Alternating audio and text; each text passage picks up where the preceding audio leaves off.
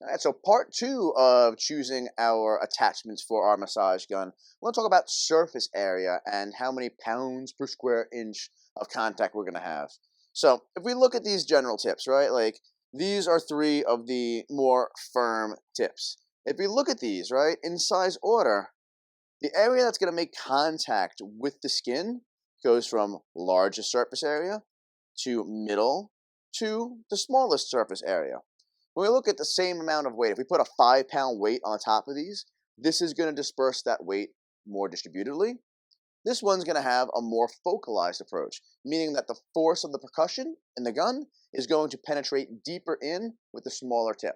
All right, so we're not just necessarily looking to see like, hey, can I fit it in between the gap that I'm working on?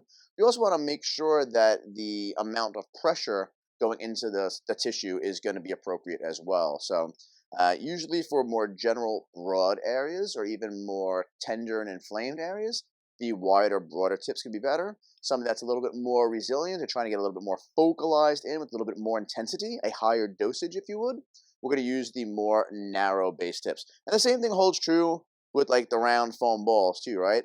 Given the same amount of pressure and the same amount of weight being applied to it, the same setting on the gun, this one, the larger one, is going to give a relatively lower dosage of therapy than the smaller one. The smaller one, having a smaller surface area, is going to deliver more pressure in that same space than the big one because less of it is going to be touching. There's going to be more skin to absorb the pressure as it contacts with the bigger one than the small one. So as far as dosage, larger one, lower dosage, smaller one, higher dosage.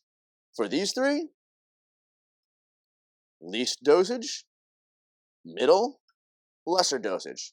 One thing I do like about this one, just to add a little tip about this is one of my favorite tips because not only is it a smaller dosage where if you have your pressure on the gun lighter or harder, depending on what kind of intensity you're pushing in with, it also allows you to go at two places at the same time across something like the spine, but also to go over the same spot twice.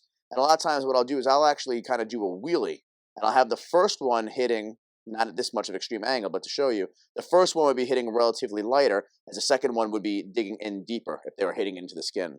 So it allows you kind of like get a first rut cut through and soften the tissues up, and the second one go in a little more penetrating. So once you think about that as dosage, right? This is a machine, it's a medical device, and we are applying dosages of therapy, just like our soft, flexible ones are a relatively lesser dosage.